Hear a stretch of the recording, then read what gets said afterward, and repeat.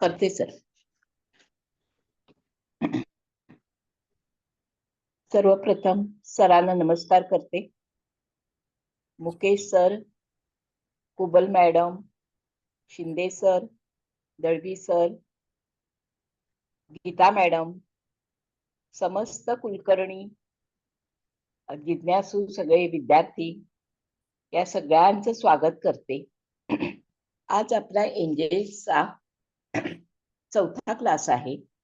हा advance एंजेल्सचा class चालू आहे आणि याच्यामध्ये खरोखर किती विविध पद्धतीने एंजेल्स आपल्या जीवनामध्ये आशीर्वादित आपल्याला करत असतात. तेव्हा या सगळ्या प्रगत एंजेल्सची आपणास उत्सुकता तर आहेच, त्यांचे तर आपण स्वागत करतच आहोत. पण या सगळ्या एंजेल्सना इंट्रोड्यूस करणाऱ्या सरांना सगळ्यात आधी नमस्कार करून त्यांना आजच्या व्याख्यानाला सुरुवात करण्यासाठी विनंती करते. नमस्कार सर. धन्यवाद मॅडम, धन्यवाद. पहिला श्रीलंका मॅडमचं स्वागत आहे, त्यांनी आता स्वागत केलंय. इत्यादी सर्व सभासदांचं स्वागत आहे. उपस्थित असणारे सगळे आपले सभासद आहेत, तर त्यांचं पहिल्यांदा स्वागत. त्याच्यामध्ये आपले दळवी साहेब आहेत, शिंदे साहेब आहेत, जाधव साहेब आहेत, हळदणकर मॅडम आहेत, कुबल मॅडम आहेत, मुकेश भाऊ आहेत, त्यानंतर सगळ्या कुलकर्णी आहेत. तर सर्व कुलकर्ण्यांचं सगळ्यांचं स्वागत पूर्ण राहून गेलं असेल तर क्षमा असावी. आता आपण आज स्काय कार्ड पहिल्यांदा शिकणार आहोत. गेल्या वेळेला ते राहून गेलं होतं. तर मॅडम पहिल्यांदा स्काय कार्ड जे आहे ते तुम्ही लावा, तिथपासून सुरुवात करूया आपण. आणि स्काय कार्डचं जे सिम्बॉल आहे तर त्या ह्याच्यातून त्याची चित्र हे जे आहेत तर त्याच्याबद्दल आपण विश्लेषण करू आणि त्याचं फलित काय आहे तर फलित बघू.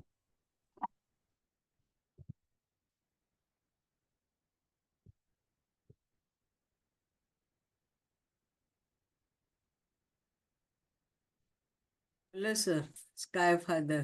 हा, आता हे स्काय फादर जे कार्ड आहे हे अतिशय चांगलं कार्ड म्हणून सांगितलेलं आहे. ह्या ह्याच्यामध्ये तुम्ही जर पाहिलं तर स्काय फादर ह्याच्यामध्ये ट्रस्ट हा जो भाग आहे, आकाशाची देवता असं त्याला म्हटलेलं आहे. तर स्काय म्हणजे आकाश आहे आणि त्याच्यातून फादर म्हणजे त्याची देवता आहे. आणि जे काही निर्णय आपल्या जीवनामध्ये होणार आहेत किंवा मिळणार आहेत तर त्याच्यावरती आपल्याला पूर्णपणे हे कार्ड अतिशय पॉझिटिव्ह दाखवतं. आणि त्या ह्याच्यातून जातकाच्या जीवनामध्ये असणारी सर्व कार्य ही अतिशय सफलताकारक होतील आणि वरिष्ठांचा आशीर्वाद असेल. जे काही कार्य आपण मनामध्ये घेऊन आलो असू किंवा आपला जातक आला असेल तर त्याच्यासाठी हे जर कार्ड जर त्याने चूज केलं तर त्याने निश्चितच त्याच्या जीवनामध्ये परमेश्वराची कृपा असेल असं हे कार्ड सूचित करतं.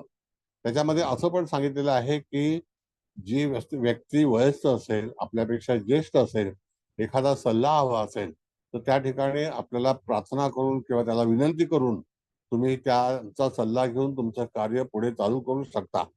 जसं स्काय म्हणजे आकाश आहे, एखादी घटना किंवा एखादं जे जीवन आहे तर त्या ह्याच्यामध्ये असं सांगितलेलं आहे की हे कार्ड जे आहे ते सूर्यग्रहाच्या अंतर्गत येतं. जसं की आपली प्रार्थना किंवा आपलं सगळं जे काही आवश्यकता असेल तर ती आवश्यकता पूर्णपणे याच्यामध्ये आपल्याला परमेश्वराकडे मागायचं असेल तर आकाशाकडे पाहून नमस्कार करून त्याच्यावरती आपण विनंती करू शकतो. आणि जे कार्य अडकलेलं असेल किंवा आपली आवश्यकता असेल तर त्याच्या संदर्भामध्ये निश्चितच त्याच्यातून आपल्याला यश मिळेल. अशा तऱ्हेचं हे कार्ड आहे.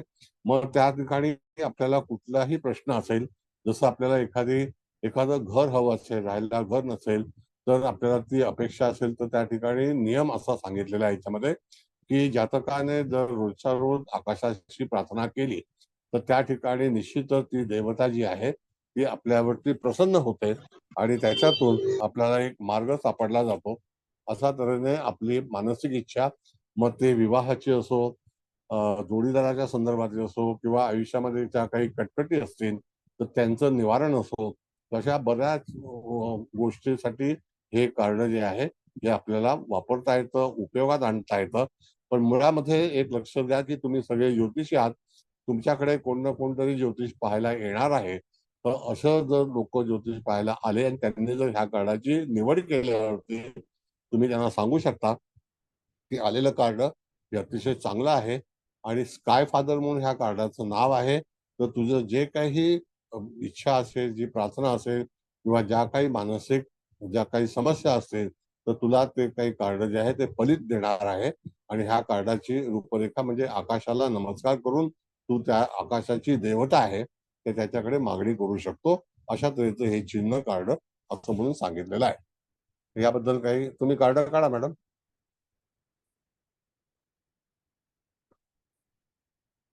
बरं, त्यामध्ये कोणाला काही हे आहे का सांगा. सर सर, या सॉरी हा बोला बोला. बोला बोला शिंदे सर. नाही नाही सॉरी नाही तुम्ही बोला मॅडम, मी नंतर बोलतो. नाही, आता ह्या कार्डामध्ये ईगल दाखवलाय. हा. हा, म्हणजे एखाद्या कार्यासंबंधी भरारी घे असं ते सूचित करतंय का, किंवा शुभ? सांगतो, ईगल हा जो पक्षी आहे हा सर्वात उंचावरती प्रवास करणारा पक्षी आहे. आणि हो त्यामध्ये आपण म्हटलेलं असं की ईगल हे विष्णूचं वाहन आहे. हो आणि विष्णू म्हणजे सूर्य आहे, सूर्य देवता आहे. आणि सगळ्यात श्रेष्ठ ज्याला आपण देव मानतो अशा देवतेचं ते वाहन आहे. आणि जे ईगल दाखवलेलं आहे ते ईगल अति भरारी घेणारं, उंचावरती नेऊन ठेवणारं, आपल्या जीवनामध्ये जी कार्यसिद्धता आहे ती पूर्णपणे एक चांगल्यापैकी शिखरावर जाऊन थांबेल अशा तऱ्हेचं वर्णन त्याच्यातून सांगितलेलं. नेक्स्ट. Hello sir. हा सर, मॅडमनी तोच प्रश्न विचारला होता, पण त्याच्यामध्ये थोडासा वेगळा माझा एक शंका आहे थोडीशी, की बघा गरुडाला ऋषीची पण उपमा दिलेली आहे. कारण तो नख म्हणजे ते काही ठराविक नखांचं तोंड आपल्या ऋषीसारखं फक्त ध्यानस्थ बसतो उंचावर. तर एक गोष्ट वेगळी आहे. आणि दुसरी गोष्ट सर, गरुड नेहमी तुम्ही म्हटल्याप्रमाणे अत्यंत टॉपचा असलेला भरारी मारणारा तो पक्षी आहे. म्हणजे त्याच्या पंखामध्ये ह्याच्यामध्ये बळ असतं ते.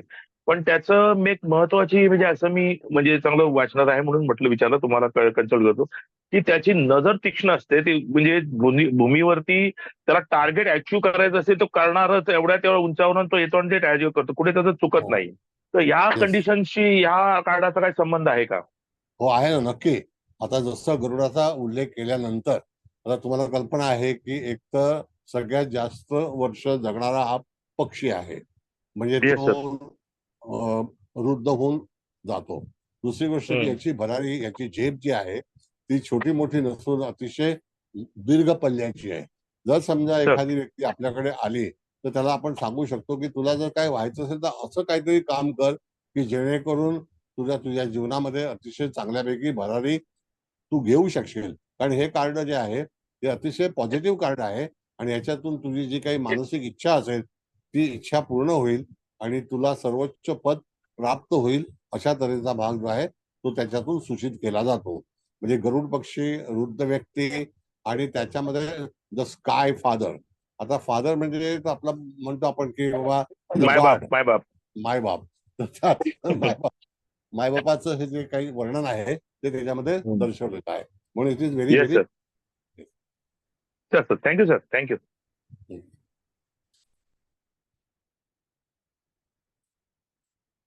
बरं, आता दुसरं कार्ड लावा मॅडम. आणखी काही कोणाला विचारायचं आहे का?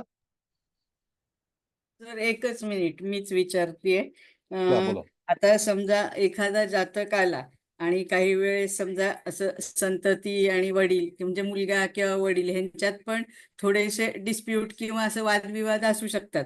आणि त्याच वेळेस समजा तो जातक आपल्याकडे आला आणि त्यांनी सांगितलं असं आहे आणि त्यांनी समजा हे कार्ड काढलं, तर मग आपण त्याला असं सांगू ना की आता तुमचे काय जे मिसअंडरस्टँडिंग आहेत ते संपुष्टात येतील, असं सांगू शकतो ना? म्हणजे हा, म्हणजे कसं आहे की पहिली गोष्ट म्हणजे मॅडम असं आहे की हे कार्ड आल्यानंतर तुम्हाला वरिष्ठांची मर्जी किंवा वरिष्ठांचं म्हणणं हे निश्चितच मानलं पाहिजे, ऐकलं पाहिजे. आणि त्यांच्या रीतिरिवाजाप्रमाणे तुम्ही जर चालाल तर निश्चित तुमचं भलं होईल असा संकेत हे कार्ड आपल्याला दर्शवतो. बरोबर आहे.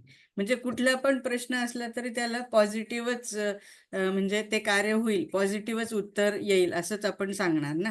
हा, येस येस येस. ठीक आहे. आता लावते पुढचं 22 नंबरचं स्पिरिट लावा. फॉक्स. 22 नाही, सॉरी 23. 23 नंबरचं कार्ड आहे ना मॅडम? 23 नंबरचं. हो हो. स्पिरिट म्हणजे हा जो आहे, हा लावा लावा कार्ड लावा.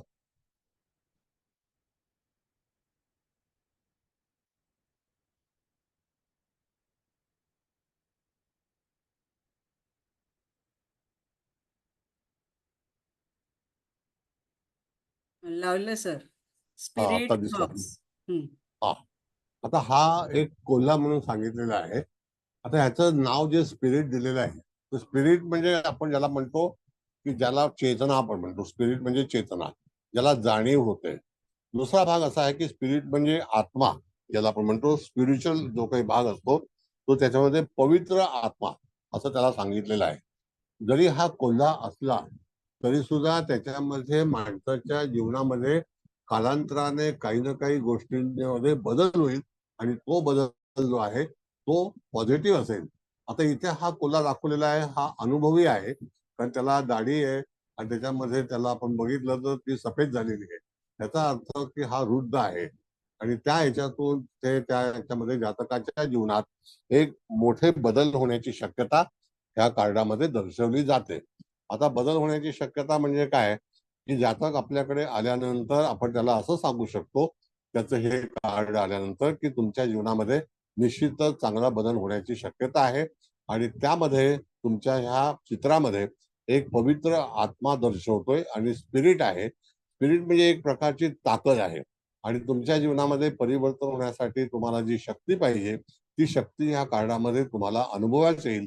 जर हे कार्ड सुद्धा तुम्ही जर सोबत बघितलं तर हा एक चाणाक्ष प्राणी आहे. आता त्यामुळे कोला लबाड आहे वगैरे वगैरे ह्या सगळ्या इत्यादी गोष्टी आहेत. लबाडी कोण म्हणून करू शकतो? जो चाणाक्ष आहे तो. पण तरी सुद्धा हे कार्ड जे आहे ते तुम्हाला हेतू पुरस्कर अतिशय चांगल्या मार्गावरती घेऊन जाणारं कार्ड आहे असं सांगतं. म्हणजे काय की ह्या कार्डामध्ये एक स्पिरिट आहे, ताकद आहे. तो एखादी व्यक्ती जर समजा आजारी असेल आणि ह्या कार्डाचा जर वापर केला तर त्या आजारातून पण तो मुक्त होऊ शकतो. अधिकतम त्याची विल पॉवर म्हणजे आत्मा, कार्ड काढाल का तुम्ही? विल पॉवर त्याचा आत्मा हा अतिशय शुद्ध आणि स्पिरिच्युअल मार्गातून माध्यमातून जाणारा आहे. तर तुम्हाला त्या ह्याच्यातून जर समजा यदा कदाचित एखादं यश हवं असेल तर त्यावेळेला तुम्हाला त्या यशामध्ये तुम्हाला परमेश्वराची कृपा आणि जो परम आत्मा असतो, परमात्मा असतो, त्याचं पूजन केलं पाहिजे. आणि डिवाइन सायन्स ज्याला आपण म्हणतो त्याची आराधना उपासना केल्यानंतर तुमचे कार्य जे आहे ते पूर्ण होईल असा हा संकेत या कार्डामधून दर्शवतो. अधिकतम थोडस काम होण्यासाठी विलंब लागेल, कारण ते कार्ड रुद्ध दाखवलेलं आहे, म्हणजे त्याच्यामध्ये वेळ जाईल. पण निश्चितच तुम्हाला तुमच्या ह्याच्यातून जे काही सूचना आहेत किंवा त्याच्यातून बुद्धिमत्ता आहे ती बुद्धिमत्ता अतिशय चांगल्यापैकी प्राप्त होईल. आता शिक्षण क्षेत्रामध्ये समजा ह्या कार्डाचा आपल्याला विचार करायचा असेल तरी सुद्धा हरकत नाही. तुम्हाला तुमचं शिक्षण सर्वोच्च पदाचं मिळेल. त्याच्यातून तुम्ही एखादी बौद्धिक जी पात्रता आहे ती तुम्हाला मिळेल. आणि हे फॉक्स हा आपण म्हणतो तर त्या फॉक्समध्ये ही एक काहीतरी एनर्जी आहे आणि त्या एनर्जीमध्ये तो व्हेरी व्हेरी ऍक्टिव्ह असणारं हे कार्ड आहे. म्हणून तुम्ही सतत त्या स्पिरिटमध्ये असाल. आता स्पिरिट ह्याचा अर्थ काय आहे की त्याला चेतना निर्माण होणं. म्हणजे एखाद्या व्यक्तीला स्पिरिट पाहिजे कुठलंही काम करताना, तर तसं कार्य करताना हे कार्ड तुम्हाला निश्चितच साथ देईल आणि चांगल्यापैकी तुमच्या जीवनामध्ये चांगलं यश मिळेल अशा तऱ्हेचा संकेत या ठिकाणी दर्शवला जातो. हा बोला कुलकर्णी मॅडम. सर इथे दाढीवरती एक चक्र आहे आणि आणखी एक पिसं अडकवल्यासारखी दिसत आहेत तिथं, तर त्याचा काय अर्थ आहे सर? ते चक्र जे आहे ना ते त्यांचं डिवाइन सायन्सचं ज्याला आपण म्हणतो ना स्पिरिट. कधी कधी आपण एक लॉकेट घालतो, ते लॉकेट कशासाठी वापरतो? कारण का की आपल्यामध्ये एक ऊर्जा निर्माण व्हावी, त्या ऊर्जेसाठी म्हणून त्याचा तो सिम्बॉल दाखवलेला आहे. आणि कोला हा असा जलद प्राणी आहे की त्याच्यामध्ये तो क्विक काम करतो आणि त्या ह्याच्यामध्ये तो कसा आहे की एक वेळेला तो गंभीर असेल पण जेव्हा तो कामाला सुरुवात करतो किंवा कार्याला सुरुवात करतो तर त्याच्यामध्ये त्याची स्पिरिट जी पॉवर आहे ती भरपूर असते. म्हणून ते जो सिम्बॉल आहे तो दैवी सिम्बॉल आहे. त्याच्यामध्ये ते यंत्र म्हणून सांगितलेलं आहे. तर ते लॉकेट आहे त्याचं आणि त्याच्यामध्ये एनर्जी आहे. आणि पिसं पण आहेत सर दाढीच्या तिथे अशी एखाद्या पक्ष्याची ते दिसतात. ते पक्षी नाही, ते ऍडिशनल त्या बाजूला असा रूप केलंय, पक्षी नाही. तर सर एक त्या कार्ड वर कोल्ह्याच्या ना डोक्यावर एक चिन्ह आहे, नाकावर एक एकदम एक स्पिरिच्युअल चिन्ह आहे त्यांची बघा, 2 आहेत आणि गळ्यात आहे ते लॉकेट सारखं, ठीक आहे. पण हे 2 चिन्ह आपली जी चक्र आहेत तेच दर्शवतात किंवा कसं काय आयडिया येईल का? नाही, याच्यामध्ये असं आहे की मस्तकामध्ये जे आपण म्हणतो त्याला की आपल्या डोळ्याच्या मध्य भागामध्ये चिन्ह जे आहे ते असं दाखवतं की बुद्धिमत्ता तेजस्वी होणं, ज्याला आपण म्हणतो की बुद्धीचं तेज लोकांपर्यंत जाणं, त्यासाठी हे कार्ड असं सुचवलेलं आहे. म्हणून त्या ठिकाणी कपाळावरती त्याचं चिन्ह दाखवलेलं आहे आणि दुसरं चिन्ह दाखवलेलं आहे की त्याची ऊर्जा आहे. त्या ऊर्जेसाठी ते आपण श्वास जेव्हा घेतो तर श्वासामध्ये जी ऊर्जा असते, एखादं छलांग म्हणजे उडी घ्यायची असेल त्यावेळेला सुद्धा आपल्याला दीर्घ श्वास घ्यायला लागतो. तर त्याकरता ती पुन्हा तुम्हाला चांगलं पॉझिटिव्ह एनर्जी मिळावी, हा त्याचा संदेश आहे. Yes sir, thank you sir, thank you. Thank you. हा, भागवत मॅडम काय विचारता तुम्ही? सर, हे म्हणजे कार्ड आता जातक स्वतः आला तर त्याला हे आपण देतो, हे एक आहे. पण जर आई वडील वगैरे आले आणि त्यांनी जर असं एखादा मुलगा डल असेल किंवा त्याला कामाला लावायचं असेल कुठल्या तरी, तर असं मुलासाठी किंवा इतरांसाठी आपण हे कार्ड देण्याची किंवा आपण असं दुसऱ्यासाठी कार्ड देऊ शकतो का बेसिकली? बघा, आता तुमच्याकडे प्रिंट मी पाठवणार आहे, तर त्या ठिकाणी तुम्ही जर झेरॉक्स करून तुम्हाला जर कार्ड तुम्हाला द्यायचं असेल तरी सुद्धा हरकत काही नाही. कार्ड हे पॉझिटिव्ह आहे. जेव्हा आपल्याला एखादं संरक्षण हवंय, एखादी ऊर्जा हवी आहे, एखादं कार्य सिद्ध व्हावं असं आपल्याला मत असेल, आपले विचार असेल, तर त्या ठिकाणी तुम्ही हे प्रोव्हाइड करू शकता. आणि दुसरा भाग मॅडम असं सांगतो तुम्हाला की तुम्ही आता प्रोफेशनल जेव्हा ऍस्ट्रोलॉजर असता, तर तुम्हाला मी जी पीडीएफ पाठवीन त्याच्या तुम्ही पीडीएफ बनवून जातकाला असं सांगू शकता की ह्याच्यामध्ये गरज असलेलं कार्ड हे तू प्रिंट करून घे आणि त्याच्यावरती त्याचा वापर केला तर तुला निश्चितच त्याच्यातून फायदा होईल, असं तुम्ही त्याला सुचवू शकता. हा, पण मुलांसाठी हे आई वडिलांना आपण देऊ शकतो ना? हो, देऊ म्हणजे असं शकतो. जरुरी नाही ना की फक्त जो जातक आहे नाही, त्यालाच, असं नाही ना? नाही, तुम्ही इथं हे कसं आहे की शास्त्रच असं आहे मुळात की अडचणीवरती मात करणं आणि त्याला प्रोत्साहन करणं आणि त्याला त्याच्यातून उपदेश मिळणं, अडकलेली कामं काही मार्गी लागणं. आणि दुसरा भाग असा आहे की त्याचा जो स्पिरिट नावाचा जो उल्लेख केलेला आहे, तो स्पिरिट म्हणजे एक ऊर्जा येणं. काही वेळेला तरतरी अंगात नसते, मेंदळ नसतो, आळशी असतो, असे पण काही तक्रारी आपल्याकडे येतात, कामात मन लागत नाही वगैरे वगैरे, असे काही प्रश्न असतात, त्यावरती तुम्ही हे करू शकता. त्याच्यासाठी विचार की आणि हे घेऊन तर आई वडीलच येतात ना आपल्याकडे, हा, हरकत नाही, जातक काही येणार नाही हे घेऊन. हा, म्हणून विचारलं की तरी चालेल ना, म्हणजे आपण त्यांना देऊ शकतो. चालेल. Thank you sir. दुसरं कोण आहे? दुसरा विचार हात वर केलाय, बोला. सर मी विचारू? हा, बोला ना. समजा एखाद्या व्यक्तीचा धंदा चांगला चालणारा बसलाय, आता तो चालत नाहीये आणि तो फार निराश आहे, तर अशा व्यक्तींना हे कार्ड त्यांनी जरी काढलं नाही आणि आता जसं भागवत मॅडम म्हणाल्या तसं फोनवरून विचारलं किंवा कुणी आलं थर्ड पर्सन, तर आपण हे कार्ड देऊ शकतो ना? सांगतो तुम्हाला, एकदम परफेक्ट आहे. जसं की ही विद्या जी आहे ती मध्य युरोप मधली आहे, कळलं का? बऱ्याच वेळेला काही तुम्ही रेस्टॉरंट आहेत किंवा काही शॉपिंग सेंटर्स आहेत किंवा इत्यादी जिथे मार्केटिंग चालतं, व्यवसाय चालतो, अशा ठिकाणी फोटो फ्रेम करून ती लावलेली असते. आपल्याला ना त्याच्यावरती लक्ष जात नाही. आपण म्हणतो हे काय आहे, आपण सहज त्याच्याकडे फोटो म्हणून पाहतो. पण खरं काम असं असतं की त्या ठिकाणी आलेल्या व्यक्तीच्या अंगामध्ये किंवा विचारांमध्ये एक प्रकारची एनर्जी यावी आणि त्याच्याकडून तो माल खरेदी केला जावा. तर बऱ्याच वेळेला जो आपला व्यवसायाचा काउंटर असतो, तर त्या ठिकाणी आपण जिथे बसतो तर त्याच्या मागच्या बाजूला सुद्धा हे जर चित्र तुम्ही लावलं, फ्रेम करून तिथे ठेवलं, तरी सुद्धा तुमच्या समोरच्या व्यक्तीमध्ये एक प्रकारची ऊर्जा येईल आणि त्याच्यातून ते डिसिजन पॉवर तयार होते. म्हणून कस्टमर साठी सुद्धा त्याचा वापर करू शकता. खूपच छान. खूप छान सांगितलं सर. थँक्यू. कुलकर्णी मॅडम बोला. सर, जसं आपण झिबू सिम्बासाठी उत्तर दिशेची भिंत सांगितली होती, तसं याला काही नियम आहे का कुठला? नियम म्हणजे काय आहे, की बऱ्याच वेळेला आपली सिटिंग पोझिशन जी असते, आता युरोपमध्ये काही ते दिशेला ते लोक जास्ती महत्व देत नाहीत. जशी पोझिशन असेल त्याप्रमाणे आपल्याकडे भारतामध्ये सुद्धा बऱ्याच लोकांना त्याचं काही ज्ञान नसतं. पण समजा एक मालक आहे, तो कुठल्या काउंटरवरती बसलाय आणि तिथे हे हा. चित्र जर समजा तुम्ही सूचित केलं आणि सांगितलं की हा. तुमच्या कस्टमरने पाहावं अशा उद्देशाने लावा. बरोबर. हो. हा, तर कस्टमर आल्यानंतर की त्याला असं व्हायला नको की मी हे घेऊ का ते घेऊ. तो डिसिजन पॉवर मध्ये येईल की मला हे हवंय ओके. आणि त्याच्यामध्ये ओके. त्याचं ठाम मत असेल त्यासाठी. आणि सर, आपण जवळ पण बाळगू शकतो का हे? जर एखादा निर्णय घेण्यात अक्षमता असेल किंवा कुठलाही मार्ग सुचत नाहीये एखाद्याला, तर आपण त्यावेळेला हे कार्ड आपण जर जवळ बाळगलं तर याचा परिणाम होऊ शकतो का सर? हो, नक्की. कार्डामध्ये एनर्जी आहे मॅडम. आणि आपण ओके. जे काही शिकत आहोत ते कम्प्लिटली जे स्पिरिच्युअल पॉइंट वरती आहे आणि कुठलंही कार्ड गरजेप्रमाणे तुम्ही त्याचा वापर करू शकता. ते जवळ वापरू शकता, पर्समध्ये ठेवू शकता आणि प्रत्येक गोष्टीने एक एनर्जी प्राप्त होते. तुम्हाला माहिती आहे, पूर्वी आपल्याकडे बॉलपेन यायची, त्याच्यावरती पण काही काही चित्र असायची, काही देवाचे फोटो असायचे. मग ती सुद्धा एक श्रद्धा आहे आणि ती एनर्जी आहे. आजही काही वेळेला मोबाईलमध्ये सुद्धा आपण काही चित्र ठेवतो, समोर बघतो.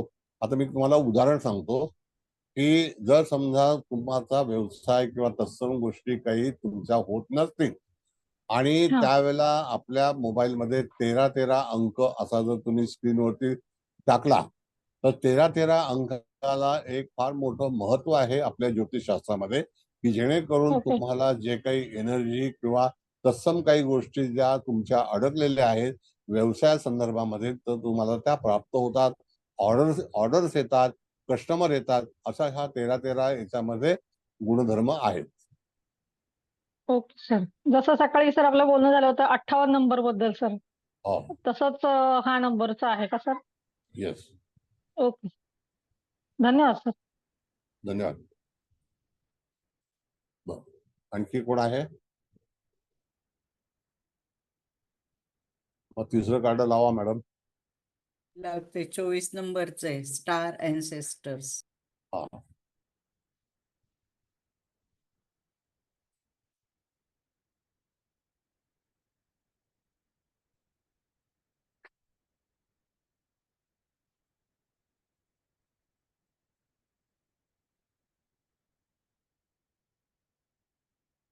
नाही. आलं सर. हा हा, बघा हा, आता स्टार हे अँसेस्टर. आता दिसलं मला तारक. आता ह्या ह्याच्यामध्ये तुम्हाला हे कार्ड काय सूचित करतो हे पहिल्यांदा सांगतो. ह्या कार्डाची रूपरेखा जी आहे ही आपल्या पूर्वजांशी संबंधित आहे. आता पूर्वजांशी संबंधित म्हणजे काय, की त्याच्यामध्ये एक ज्याला आपण म्हणतो पितृ देवता असते ना, आणि ते स्पिरिच्युअल आहे. सेंट आहे, ज्याला आपण म्हणतो की आपले संत, हा एक भाग आहे. आणि आपले पूर्वज ह्याच्यामध्ये त्या स्टार कार्डामध्ये दडलेलं आहे. आणि त्याच्या मागच्या बाजूला सगळे तारे आहेत, रंगबेरंगी नजारा आहे. आणि त्याच्यामध्ये ही जी मुद्रा आहे, या मुद्रेमध्ये ना हास्य आहे, तर टोटली गंभीर असा हा एक पार्ट आहे. तर ह्याच्यामध्ये काय, की फॉलो द व्हॉइस, ज्याला आपण म्हणतो की एखादा आवाज जो तुमच्यापर्यंत पोहोचेल, तर त्याचे नियम जे आहेत ते तुम्ही पालन करा, असं हे कार्ड आपल्याला सूचित करतं. म्हणजेच काय, की या ठिकाणी यदा कदाचित काही आपल्या पूर्वजांचे नियम, पूर्वजांकडून काही झालेल्या चुका किंवा आपल्याकडून पूर्वजांसंदर्भामध्ये काही घडलेल्या घडामोडी, हे कार्ड असं सांगतं आपल्याला की तुम्हाला पूर्वजांना आठवण केलं पाहिजे. बऱ्याच वेळेला लोक, आता आपल्याला कल्पना आहे की आता महिना येणार आहे पितृचा, तर त्याच्यामध्ये ताट ठेवणं वगैरे सगळ्या गोष्टी ज्या आहेत त्या आपल्याकडे पालन केलं जातं. तशा तऱ्हेचं हे कार्ड असं आहे की हे कार्ड असं सांगतं की तुम्हाला जर एखादं पूजा करायची असेल, तुमची दैवी कृपा मिळवायची असेल किंवा तुमच्या कुटुंबामध्ये कोण अल्पायुष्य गेलं असेल किंवा त्याच्या इच्छा पूर्ण झाल्या नसतील, तर अशा वेळेला तुम्हाला ह्या कार्डाचे नियम हे पालन केले पाहिजेत. आणि त्याच्यावरती हे कार्ड असं सुचवतं की आपले पवित्र आत्मा जे पितृ आहेत त्या पितृंची जर काही नाराजगी असेल तर त्यामध्ये असं दाखवलं जातं की यदा कदाचित समजा तुम्हाला हे कार्ड तुम्ही एका जातकाने निवडलं तर त्याला तुम्ही सांगू शकता की तुमच्या जीवनामध्ये तुमचे जे काही पूर्वज आहेत त्याच्या आशा आकांक्षा काही बाकी राहिलेल्या आहेत, त्यांची आवडती गोष्ट असेल तर अशा वेळेला तुम्हाला त्यांची पूर्ती करायची आहे आणि त्याच्यातून तुमचे प्रश्न निवारण होतील. कार्डाचं व्यवस्थित विश्लेषण ऐकून घ्या. म्हणजे त्याच्यावरती असं सुचवलं जातं की त्याच्या मागच्या बाजूला जे सगळे तारे दाखवलेले आहेत आणि ब्ल्यू रंग आणि काळा रंग आणि जी काही चित्र आहे ते अतिशय गंभीर आहे. म्हणजे त्या ठिकाणी ना हास्य आहे ना राग आहे, ती काही कल्पनाच नाही. कार्ड काढा मॅडम ते. काही त्या कार्डावरती तुम्हाला कल्पना दिसत नाही की आपल्याला काय सूचित करतं.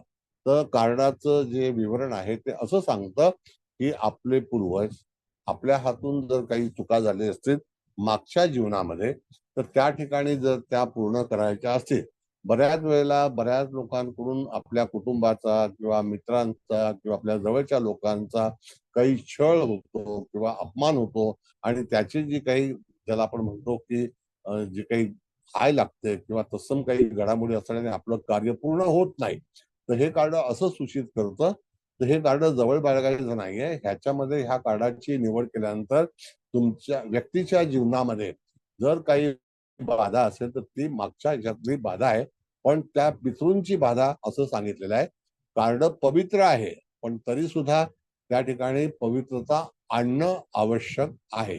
आता पवित्रता आणणं म्हणजे काय?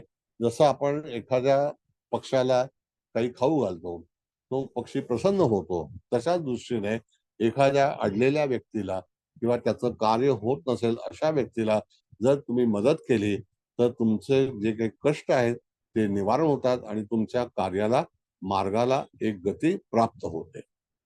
Got it? आलं लक्षात सगळ्यांच्या?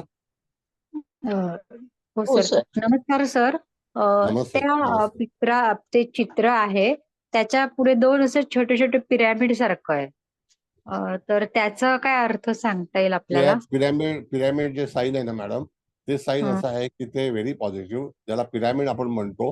तर जर समजा एखाद्या ठिकाणी जे जडत्व असतं तर काही वेळेला जो आपल्या अंगावरती शरीरावरती डोक्यावरती जडत्व असणं म्हणजे भार असणं आणि ते निवारण करायचं असेल तर त्या ठिकाणी नैऋत्य दिशा ही पिरॅमिडची मुख्य दिशा सुचवलेली आहे. तर तुम्ही त्या पिरॅमिडचा पण वापर करू शकता, पिरॅमिडचं चित्र लावू शकता. मग अशा वेळेला तुम्हाला हे चित्र लावता येणार नाही, पिरॅमिडचं चित्र लावता येतं. मग हल्ली लाकडाचे पिरॅमिड पण आपल्याला उपलब्ध असतात. तर त्या ठिकाणी त्याचा वापर पण तुम्ही पिवळा रंग लावून ते करू शकता. पिवळा रंग हा पिरॅमिडला अतिशय पॉझिटिव्ह म्हणून सांगितलेला आहे. Okay sir. धन्यवाद सर. धन्यवाद. आणि त्याला कारण पण सांगतो तुम्हाला मॅडम हो. की कालपुरुषाच्या अनुसार नैऋत्य आणि नैऋत्य दक्षिण दिशेला त्या ठिकाणी धनुराश येते. धनुराशीचं जे प्रतीक आहे ते पिवळ्या रंगाचं आहे. कळलं का? गुरु हा पिवळ्या रंगाचा आहे आणि तिथे फणसाच्या लाकडाचा पिरॅमिड बनवून जरी तुम्ही छोटा जरी ठेवलात तरी हरकत नाही. त्याच्यावरती सुद्धा माणसाच्या जीवनातील काही कष्ट असतील तर ते निवारण होऊ शकते. Thank you sir. थँक्यू. धन्यवाद. धन्यवाद. धन्यवाद. छान माहिती. पिरॅमिड नुसता टेबलावर ठेवला तरी चालतो का भिंतीवर वगैरे लावायला पाहिजे असतो? बघा, पिरॅमिडचं खरं स्थान जे आहे ना मॅडम हा. ते आहे नैऋत्य. सगळ्यात हा. पहिलं प्राथमिक पिरॅमिडचा उपयोग कुठे करावा तर 225 अंशावरती. हा. पिरॅमिड कसं असावं तर 225 अंश ही तिथे पितर नावाची देवता आहे आपल्या वास्तुशास्त्राप्रमाणे. हो. तर त्या ठिकाणी पितरांचा दोष जर निवारण करायचं असेल तर त्या ठिकाणी पिरॅमिड हे शिष्याचं असावं. पण जर समजा तुम्हाला भाग्यामध्ये परिवर्तन करायचं असेल किंवा तत्सम काही गोष्टी भाग्यासंदर्भात काही अडचणी ज्या असतील, काही वेळेला अडकलेलं धन किंवा तत्सम काही गोष्टी आपल्याला मिळत नसतील तर तुम्ही त्या पिवळ्या रंगाचा पिरॅमिड फणसाच्या लाकडाचा झाडाचं लाकूड जे असतं जॅकफ्रूट तर त्याचं जर बनवलं ते आणखी उत्तम तुम्हाला प्रतिसाद देतं. आपण ते टेबलावर ठेवून चालतं का भिंतीवर लावायला नाही पाहिजे? परत सांगितलं मॅडम, हा. नैऋत्य दिशा ही त्याची मूळ ओके. दिशा आहे. हा. आता डोळे आपल्याला मागे आहेत का? नाही, डोळे डोळ्याच्या ठिकाणी आहेत हा. आणि ते ईशान्य दिशेला आहेत. हम्म. कळलं का? असं आहे. पण वास्तुपुरुषाचं मुख जे आहे ते पहुडलेलं असावं आणि ते हा. ईशान्य दिशेला असावं असा नियम आहे. हो. ओके. ठीक. मग तसं नैऋत्य दिशा जी आहे, तर मी तुम्हाला आता थोडासा एक विश्लेषण सांगतो. कसं आहे मॅडम, आता तुम्हाला संतती मुलगा आहे, तो मुलगा जेव्हा उभा राहायला लागला हा. तुम्हाला किती आनंद झाला असेल हे तुम्हाला माहिती आहे, बरोबर बरोबर. आहे की नाही? हा. म्हणजे जेव्हा बाळ एखादं उभं राहतं तेव्हा आपण टाळी वाजवतो आणि त्याला असं वाटतं की मला आता उभं राहता आलं.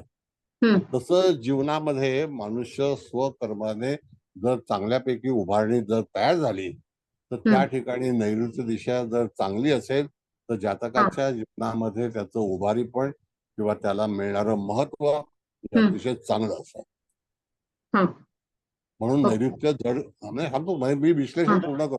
हो हो. म्हणून नैऋत्य जड का करावी, तर हा. त्याला कारण असं आहे की आपला संपूर्ण जो पाय आहे हा. तो पाय वास्तुपुरुषाप्रमाणे नैऋत्य दिशेला येतो.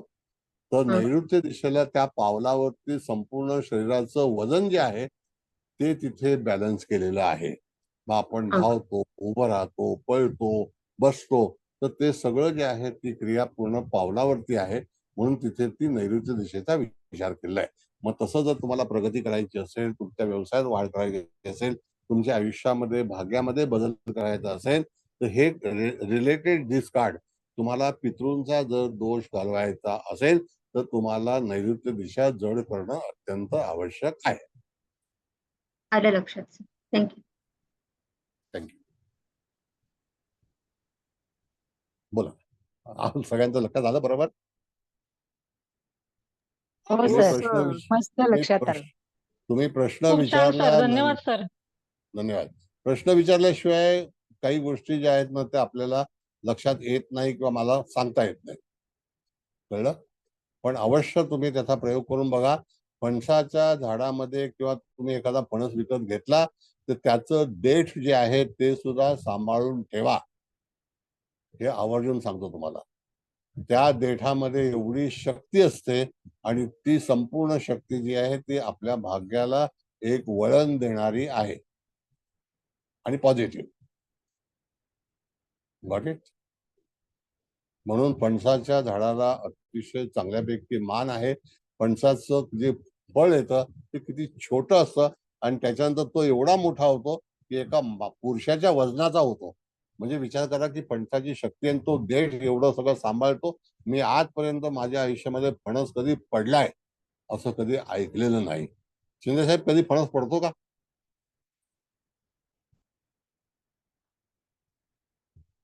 फणस पडतो कधी तुटून? कधीच नाही पडत. फणस हा कापावाच लागतो. नाही सर, फणस नाही पडत. फणस हा. पडत नाही आणि तुम्ही सांगता ते विश्लेषण एकदम परफेक्ट आहे. कारण आमच्या गावी आंब्यापेक्षा फणसाची जास्त, कोकणात जास्त फणसाची झाडं जास्त आहेत हे चिपळूण Yes. सटल्या. आणि हो, ती हो. म्हणजे तो एका देठावर एवढा आवाढव्य फणस तो एवढा सांभाळून ठेवतो. इव्हन त्या झाडाला एवढे फणस लागतात पण झाड हालत नाही. नाही, बिलकुल हलत नाही. ही आणि दैवी शक्ती आहे. त्या वादळामध्ये सुद्धा आहे ना सर, एक महत्वाची गोष्ट. आता आमच्याकडे म्हणजे आम्ही हिल याच्यामध्ये राहतो, चिपळूणच्या याच्यामध्ये. वादळामध्ये एक वेळ आंब्याचे झाड पडेल, पण फणसाचं क्वचित एकदम म्हणजे खाली एकदम पोकर लागलं असेल तर, नाहीतर अजिबात नाही. बिलकुल नाही. फणसाच्या झाडातली जी पॉवर आहे ना ती अतिशय, आणि त्या फणसाच्या देठामध्ये त्या एका देठावरती साधारणतः 50-60 किलोचा फणस किंवा 25 किलोचा तो असा लोंबकळत असतो, पण तो पडत नाही कधी. असं आहे. नाही तर एकाच ठिकाणी 6-6 फणस येतात एका देठाच्या बाजूला, पण ती हो. फांदी सुद्धा खाली लवत नाही, एवढी ते हे असतं. नाही, ताकद आहे. परमेश्वराची शक्ती आहे ती. म्हणून नाही तर ते पूर्वाषाढा तुमच्यामुळे कळलं की फणसाची कंडिशन्स आम्हाला, म्हणजे आम्ही नेहमी बघायचो म्हणजे गावी गेल्यावर फणसाची कंडिशन. परंतु इथे आज तुम्ही जे विश्लेषण केलं सुपर, म्हणजे टॉपचं एकदम. एवढे आम्ही केव्हा ह्याच्यामध्ये नव्हतो गेलो डीप मध्ये सर. आणि आमच्या ठीक आहे. गावी म्हणजे घराला लाकूड हे फणसाचंच लागतं, आंब्याचं नाही अजिबात. बरोबर. फणसाचं लाकूड सर, एक दीर्घकाळ प्रश्न विचारू? चालतं.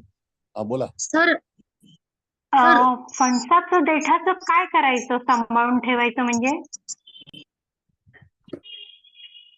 फणसाचं देठ आहे ना मॅडम, हे प्रगती पथावरती जाण्यासाठी म्हणून त्याचा वापर केला जातो. मग तुम्ही बर. जमिनीमध्ये त्याला निक्षेप करा, त्याच्यामध्ये तुमच्या जवळ ठेवा, तुमच्या गाडीमध्ये ठेवा, तुमच्या पर्समध्ये ठेवा. तर ती एक गुरुची शक्ती आहे. आणि त्या ठिकाणी पूर्वाषाढा नक्षत्र जे असतं ना, त्या ह्याच्यामध्ये गुरुचं धनुरास येते आणि ते चतुष्पाद नक्षत्र आहे.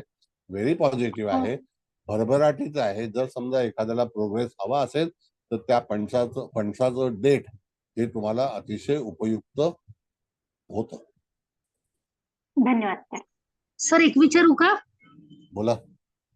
सर याचा आपण उमरा करू शकतो का फणसाच्या लाकडापासून? एकदम एकदम बेस्ट. आणि आमच्या वाड्यात पण आहे सर, फणस खूप मोठा आहे. तर त्याचा देठ तुम्ही म्हणालात तर तो पूर्वाषाढा नक्षत्रावरच आणायचा का, असं काही असतं का? हा, पूर्वाषाढा नक्षत्र. आणि त्याचं महत्व सांगा ना सर प्लीज. छान सांगताय तुम्ही डिटेल मध्ये. आता नंतर सांगेन. आता दुसरं कार्ड लावूया, त्याचा कार्डच होत नाही. सांगूया काय बोला. तर लावू का पुढचं? लावा. 25 नंबरचं star गेजर.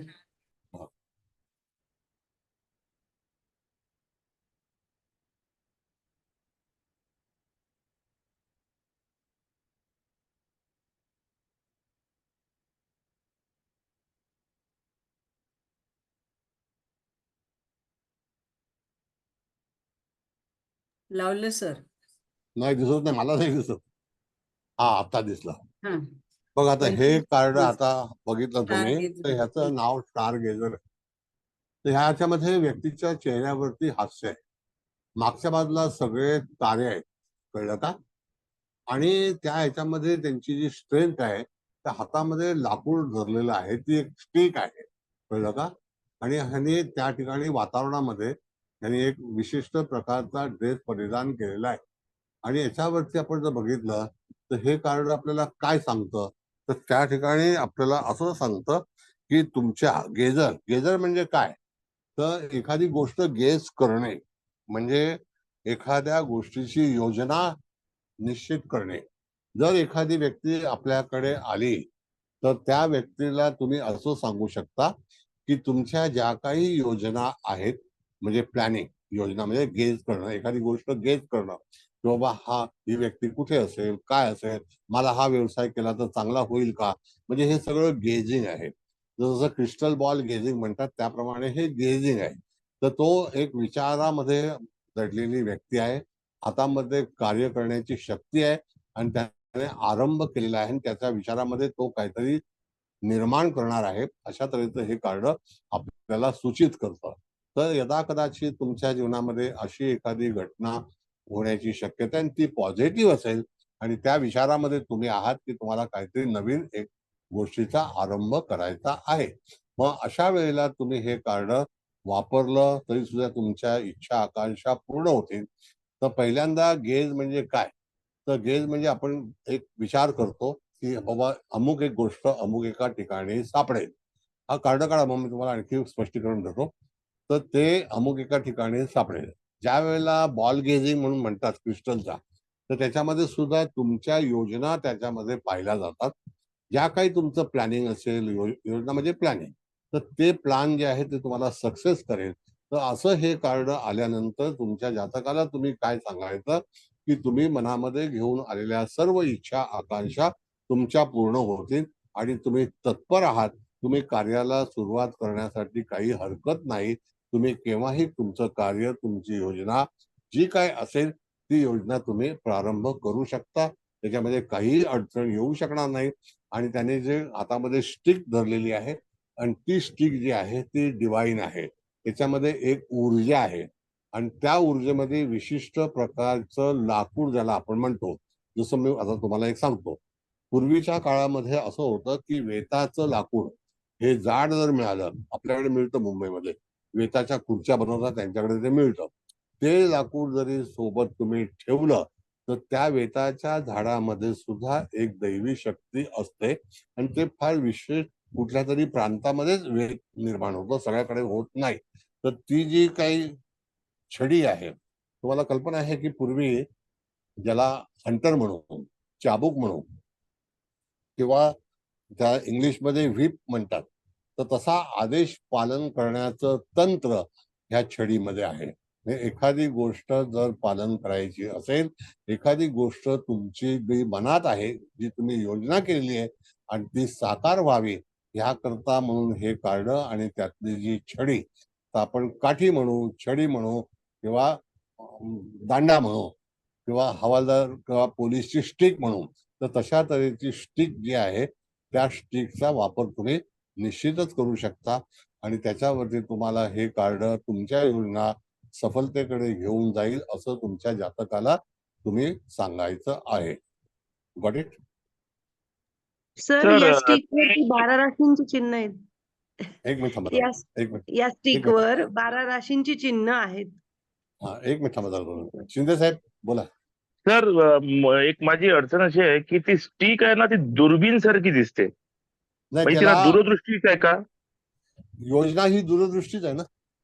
Yes yes yes sir बरोबर. योजना ही दूरदृष्टी आहे.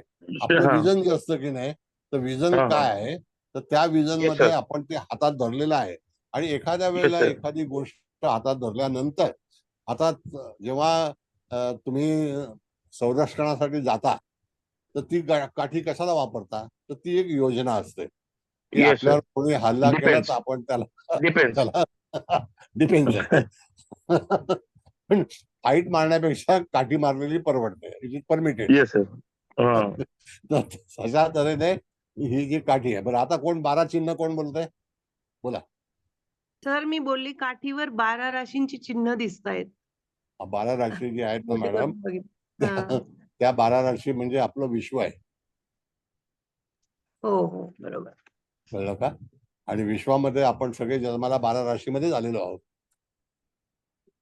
नाही का? Yes sir. ओके, बरं. कुलकर्णी मॅडम बोला.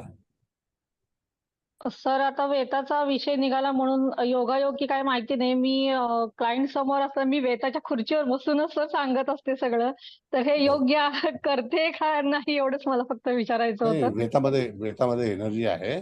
कसं आहे माहितीये का, वेत हा लवचिक आहे. जसा हो. तुम्ही वळण घ्याल त्याप्रमाणे आहे. वेताची बरोबर. कुर्सी बनवताना त्यांना कुठल्याही तऱ्हेचा असा हे पडत नाही, तो तुटत नाही, त्याला होय, होय, बांधावं सर. लागतं. कळलं का? हो, सर- बांधलेलेच आहे सर. हो. सर वेता म्हणजे काय?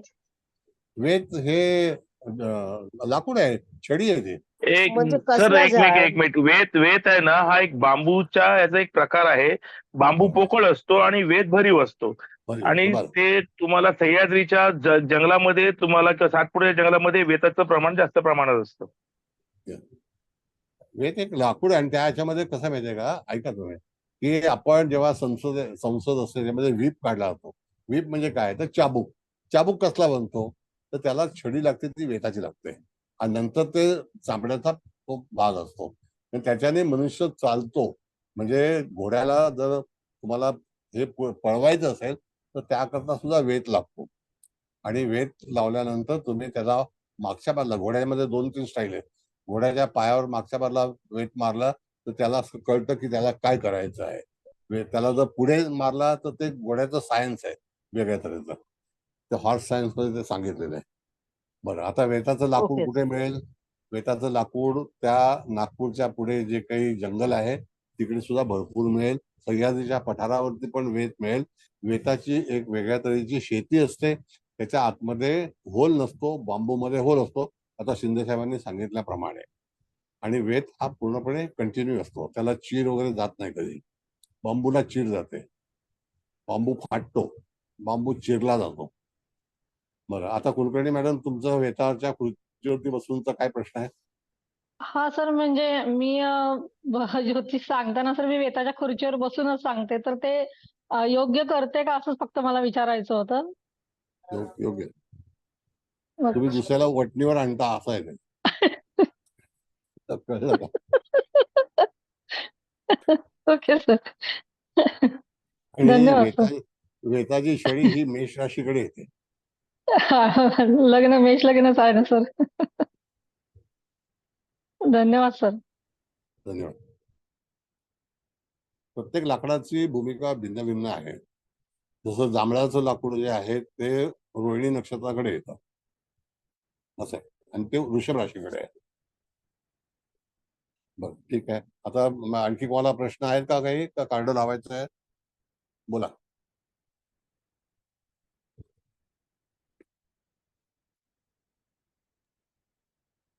मॅडम कार्ड लावा, काही कोण विचारणार नाही आता. लावते 26 नंबरचं ट्रेडर.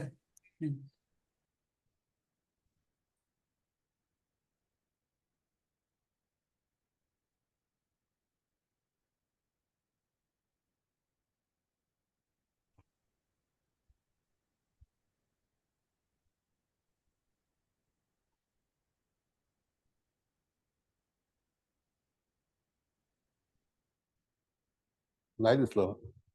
हा लावलंय हा बघा, आता हा जो मनुष्य आहे, ट्रेडर. हा एक्सचेंज द एनर्जी ह्याचा कीवर्ड आहे. Exchange the energy.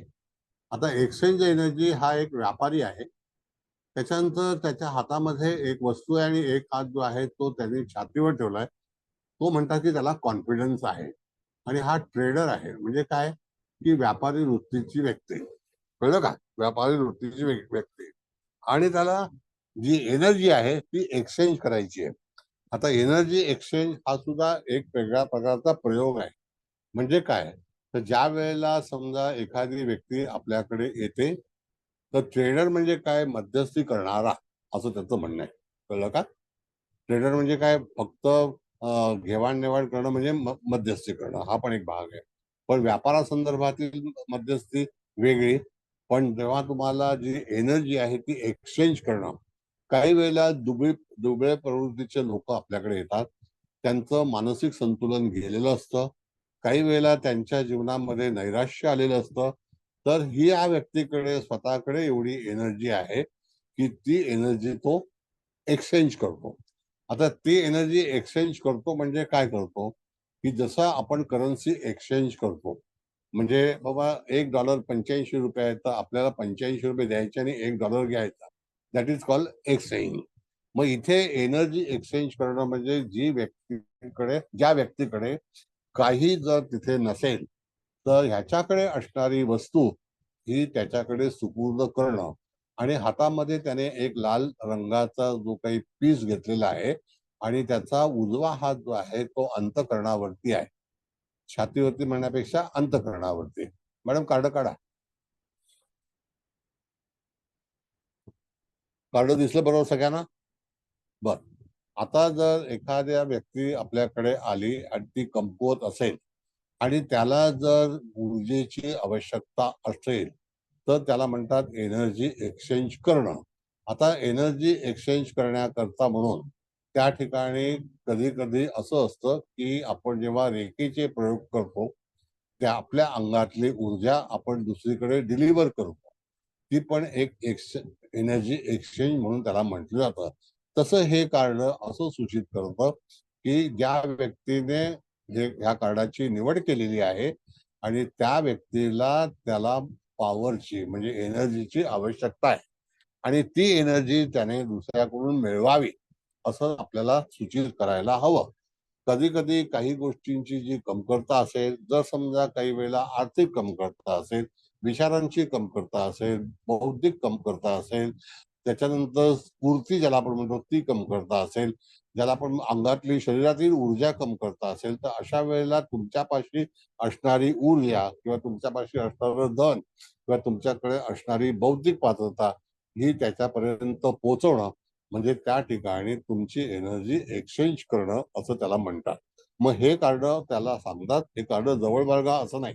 तर तुम्हाला आता एखाद्या गोष्टीचा तुमचा जो काही प्रश्न आहे त्या प्रश्नाची आवश्यकता आहे आणि त्या प्रश्नाची आवश्यकता तुम्हाला दुसऱ्याकडून प्राप्त करावी लागेल. म्हणजेच काही जे ज्याच्याकडे आहे त्याच्याकडची ऊर्जा तुम्हाला मिळवावी लागेल. आता ती ऊर्जा मिळवताना मी तुम्हाला मागच्या वेळेला जसं की आपण जे एंजल शिकलो होतो ते एंजल हिलिंग होतं. मग त्याचं हिलिंग जे आहे हे तुमच्यापर्यंत पोचावं, ती सुद्धा एक्सचेंज द पॉवर, जर आपण म्हणतो की तुमची एनर्जी दुसऱ्याकडे पोहोचवणं, अशा तऱ्हेचा भाग जो आहे तो ह्या कार्डामध्ये विचार केलेला आहे. अधिकतम हे कार्ड जे आहे तो आत्मविश्वासाने त्याचा उजवा हात जो आहे तो त्याच्या अंतःकरणावरती आहे आणि तो प्रॉमिस करतोय की आय विल, म्हणजे मी तुमच्यापर्यंत ह्या गोष्टी आणून देईन आणि तुम्हाला समृद्ध करीन अशा तऱ्हेची एनर्जी ह्या कार्डामध्ये आहे. जर समजा तुम्हाला एखाद्या गोष्टीची काही कमतरता असेल आणि ती मनामध्ये जर तुम्ही योजना केली आणि हे कार्ड जर जवळ बाळगलं तर ह्याच्यातली एनर्जी तुमच्यापाशी येतं. It is called exchange the energy. Got it? Anybody? काही प्रश्न? नाही कळले? कळालं सर, छान सांगितलं ना. कळलं सर, कळलं. म्हणजे एनर्जी एक्सचेंज करणं हा एक प्रयोग आहे आणि तो प्रयोग म्हणजे काय की आपल्यापाशी जे आहे ते दुसऱ्याला देणं, म्हणजे एखादी गोष्ट एक्सचेंज करणं आणि त्याच्यापासून घेणं, म्हणजे घेवाण देवाण जो भाग आहे तर त्याच्या हातामध्ये जी वस्तू आहे आणि तो ट्रेडर म्हणून त्याचं जे कार्डाचं नाव सांगितलं आहे तो मध्यस्थी करणारी व्यक्ती आहे की तो एनर्जी तुम्हाला डिलिव्हर करतोय. ट्रेडर म्हणजे काय? व्यापारी. What is actually meaning of trader? मध्यस्थी करणारा. व्यापारी असं म्हणजे आपलं नेहमीचं मिनिंग, पण इथे मध्यस्थी करणारा किंवा हील, म्हणजे जातकाला हिलिंगची जरूरत आहे तर तो हील करेल, म्हणजे एनर्जी प्रोव्हाइड करेल असं. ट्रेडर म्हणजे विदाउट ट्रेडिंग माणसाकडे काही होत नाही. जसं आता आपण बघा हल्ली तुम्ही जाहिरात पाहत असाल तर जीवनसाथीची जाहिरात प्रत्येक 5 मिनिटाला लागते. जीवनसाथी हे पण एक ट्रेडर आहे, कळलं का? शेअर बाजारचं ट्रेडिंग करतो त्यावेळेला पण ट्रेडरची आवश्यकता असते विदाउट मीडिएटर. आता एक नवीन कायदा आलाय की ज्याच्यामध्ये तुम्हाला आता ट्रेडरची आवश्यकता भासणार नाही. You can trade directly but trade. पण सेबी ही एक मध्यस्थी भाग आहे, त्याच्याकडे तुम्हाला नोंदणी करून तुमचा शेअर तुम्हाला ट्रेड करावा लागेल. असा नवीन कायदा 1 तारखेपासून येतोय. बोला भागवत मॅडम, विचारा. हा, मी ते सेबीचं तुम्ही म्हणताय म्हणजे डीपीची आवश्यकता नाही असं काहीतरी म्हणतोय का सेबी? डिपॉझिटरी सेबी म्हणजे पार्टिसिपंट्स नाही, कसं आहे बँकेत बऱ्याचशा वगैरे. हा, नाही, तो जो भाग आहे तो बँकेत तुम्ही जेव्हा टेक्निकलचा. शेअर हा तो पार्ट आहे, पण तुम्ही हा असं सॉफ्टवेअर आहे की विदाउट एनी एजंट हा. तुम्ही डायरेक्ट सेबीशी त्या सॉफ्टवेअरने संबंध साधायचा. ओके. हा त्याच्यामध्ये मीडिएटर कोण नसेल. हा ओके. हा, म्हणजे जशी बँकेची असतात सॉफ्टवेअर तशीच. हा, मग त्याप्रमाणे सेबीचं सॉफ्टवेअर येणार आहे. आणि ओके ओके. आपण जेव्हा म्हणतो की आपण जे शेअर ह्याच्यामध्ये हा, टाक, आलं लक्षात. हा हा, तर बरे. तो बँक तो सिक्युरिटी आहे. हा ओके.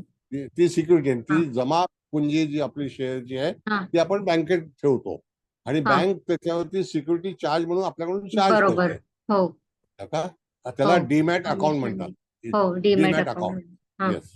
बरोबर. आणि या हा, कार्डाबद्दल मला हे विचारायचंय की आपण जेव्हा इथे एनर्जी एक्सचेंज म्हणतो आणि आपण त्याला त्या समोर आलेल्या व्यक्तीला एनर्जी द्यायची आहे त्याच्याकडे ज्याची कमतरता आहे ती, पण एक्सचेंज करताना त्याच्याकडून आपण काय घेणार अशा दुबळ्या माणसाकडून?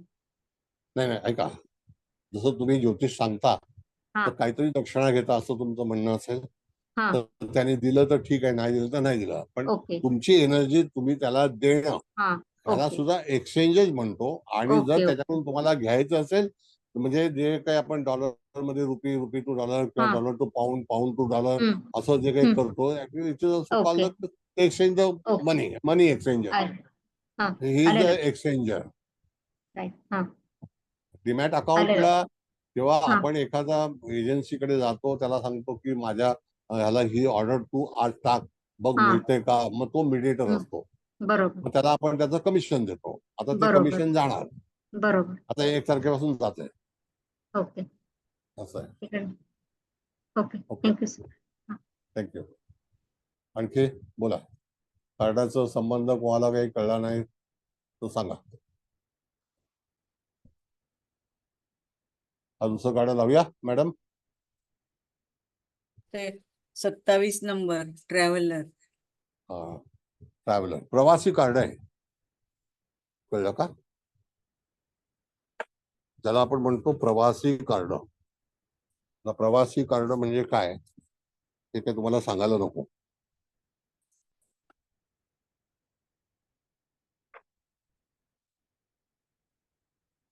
लावलंय सर. हा, बघा आता ह्या स्त्रीच्या ह्याच्यामध्ये आपण जर विचार केला तर तिने एक हाताला बॅग टांगलेली आहे, वेल ड्रेस आहे आणि तिचा लुक जो आहे तो आपल्याकडे आहे. मागच्या बाजूला ते चिन्ह आहे, ते नैसर्गिक चिन्ह त्याच्यामध्ये दर्शवलं जातं आणि ते 8ही दिशांचं कंपास ज्याला आपण म्हणतो तशा त्या दिशा, 7 दिशा आणि तिचं डेस्टिनेशन हे ठरवलेलं आहे. आता अशा वेळेला तुम्हाला जर एखादी गोष्ट पाहिजे असेल, मिळवायची असेल तर यू हॅव टू ट्रॅव्हल. जर तुम्ही भ्रमंती केली नाही तर तुम्हाला ती गोष्ट प्राप्त होणार नाही. मागच्या बाजूला बघा, तो जो स्टार दाखवलेला आहे तो कम्प्लिटली डिरेक्शन्स आहेत आणि त्याच्यामध्ये तुम्हाला भूगोलाचं चित्र आहे आणि तिथे तुम्हाला प्रवास करते वेळी तुमचं डिरेक्शन जे आहे ते योग्य असायला पाहिजे, हा त्यातला नियम आहे. म्हणजेच काय, हे कार्ड पॉझिटिव्ह आहे.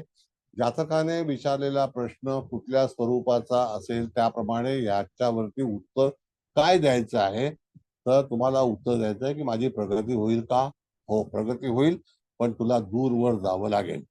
म्हणजे ह्यामध्ये ट्रॅव्हल हा जो शब्द वापरलेला आहे हा फक्त प्रवास करणे नाही, तुमच्या भाग्यासाठी पण प्रवास करायला लागेल अशा तऱ्हेचा भाग जो आहे तो त्या ठिकाणी तुम्ही करू शकता. म्हणजे त्या ठिकाणी तुम्हाला वापरू शकता. कार्ड काढा मॅडम.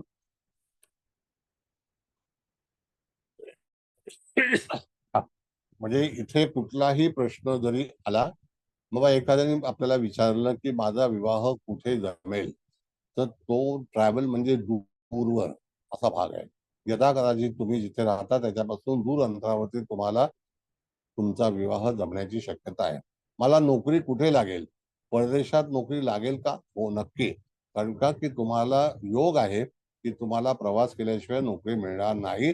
म्हणजे तुम्ही परदेशा संदर्भामध्ये विचार करू शकता, काही हरकत नाही.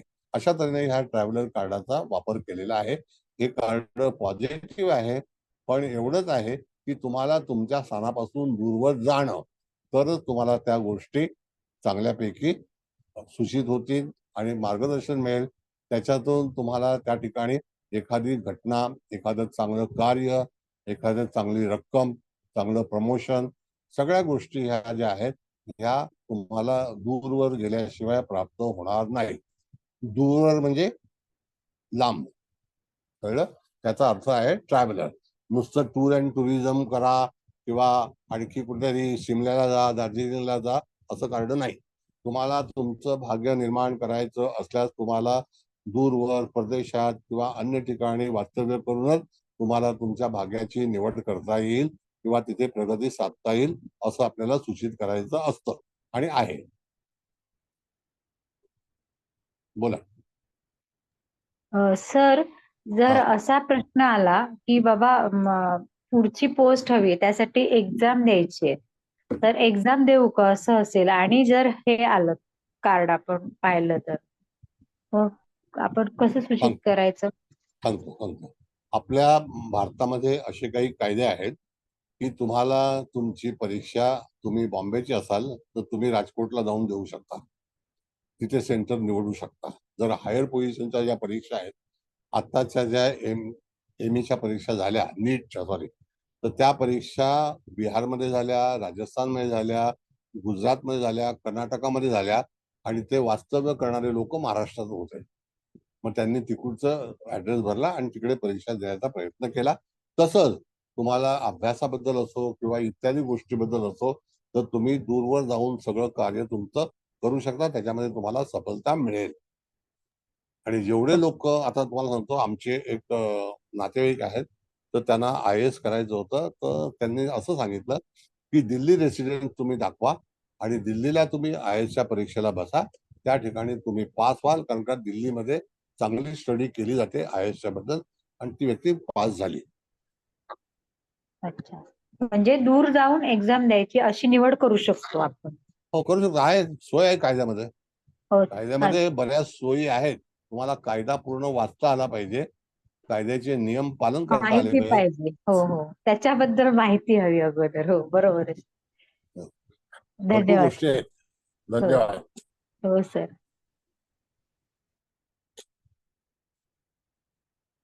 बोला आणखी. हे ट्रॅव्हलर कार्ड आहे.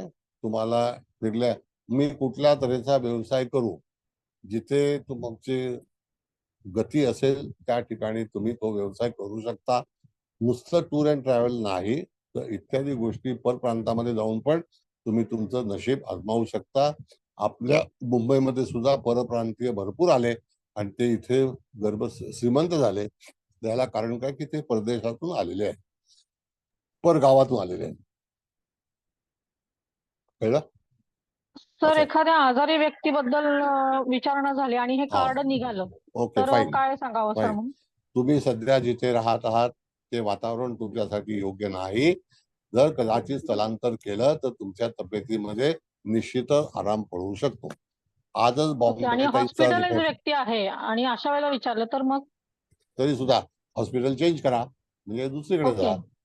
बरं. हॉस्पिटलमध्ये मनुष्य बरा होतो हे माझं मत नाही. बरोबर आहे. घरी येऊनच घरी किंवा आणखी इत्यादी ठिकाणी होय, काय होय. माहितीये का मॅडम, जास्ती आजारपणं जी आहेत ना ती चिंतेमुळे होतात.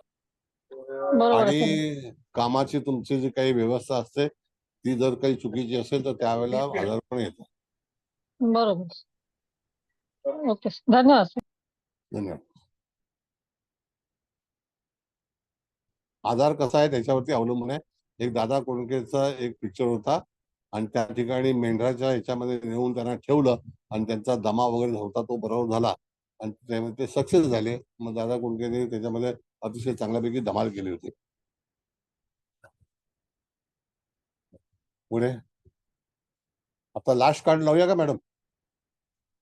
20 नंबरचं लावते, वॉरियर. हा, मुकेश भाऊंचा क्लास आहे. एक होईल ना का बघा, मग सांगा हा, एक लावायचं. एक एक एक एक लावा. ठीक. लावा. वॉरियर कार्ड आहे ना मला वाटतं.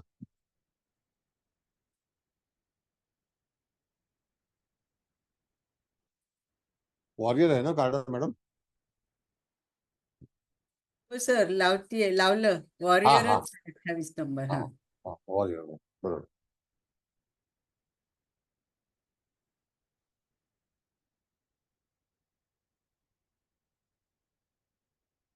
बघा आता ह्या याच्यामध्ये एक थोडासा विद्युत प्रकार आहे. ह्याच्यामध्ये तुम्हाला असं दिसतंय काहीतरी त्याने हातामध्ये पकडलेला एक मोठा खांब आहे आणि चित्र विचित्र अशा काही आफ्रिकन लोकांसारखं त्याने तिथे हे केलेलं आहे आणि त्याचं जे स्टँड आहे तो अशा तऱ्हेने हे आले फिअरलेस, ज्याला आपण म्हणतो त्याने भीती घालवलेली आहे. भीती घालवणे किंवा वॉरियर कार्डाचं मिनिंग असं आहे की सगळ्या गोष्टी ज्या आहेत त्या तुम्हाला झगडूनच मिळतील, लढाई करूनच मिळतील. सहजासहजी कुठलीही गोष्ट प्राप्त होणार नाही. एक तर ही व्यक्ती विचित्र आहे. एका कानामध्ये त्याने घातलेलं आहे, दुसऱ्या कानामध्ये काही नाही. हातामध्ये त्याने एक दांडा पकडलेला आहे की तो त्याच्या संरक्षणासाठी आहे आणि ते वॉरियर हे चिन्ह आहे, म्हणजे लढाऊ वृत्तीचा, आगाऊ, कोणाचीही तिथे दयामाया न करणारा, आपल्यावरती आलेलं संकट स्वतः निवारण करणारा, अशा तऱ्हेचं हे कार्ड सूचित करतं. जेणेकरून जातकाच्या जीवनामध्ये सर्व गोष्टी प्राप्त करण्यासाठी त्याला सतत झटावं लागेल, झगडावं लागेल, अशा तऱ्हेचं हे कार्ड आपल्याला सांगतं. त्यावरून त्या जातकाच्या जीवनामध्ये अनेक संघर्ष होतील, संघर्षाला सामोरं जावं लागेल, कुठलीही गोष्ट त्याला सहज प्राप्त करता येणार नाही. जेव्हा कार्ड काढा मॅडम, जेव्हा तुमच्याकडे एखादी व्यक्ती जेव्हा येईल त्यावेळेला तुम्हाला हे कार्ड आल्यानंतर त्याचा जो काही प्रश्न असेल तो प्रश्न त्याला असं सांगायचं की आलेलं कार्ड हे चांगलं कार्ड नाही. आता हे कार्ड जवळ बाळगा वगैरे ह्याच्यामध्ये काही दम नाही, समजलं ना.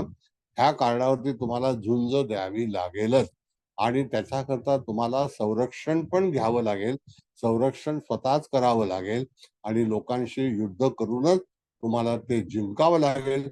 तुम्ही जिंकाल नक्की, कारण तुमचा पेशा, तुमचं तत्व, तुमची पर्सनॅलिटी ही लढाऊ वृत्तीची आहे.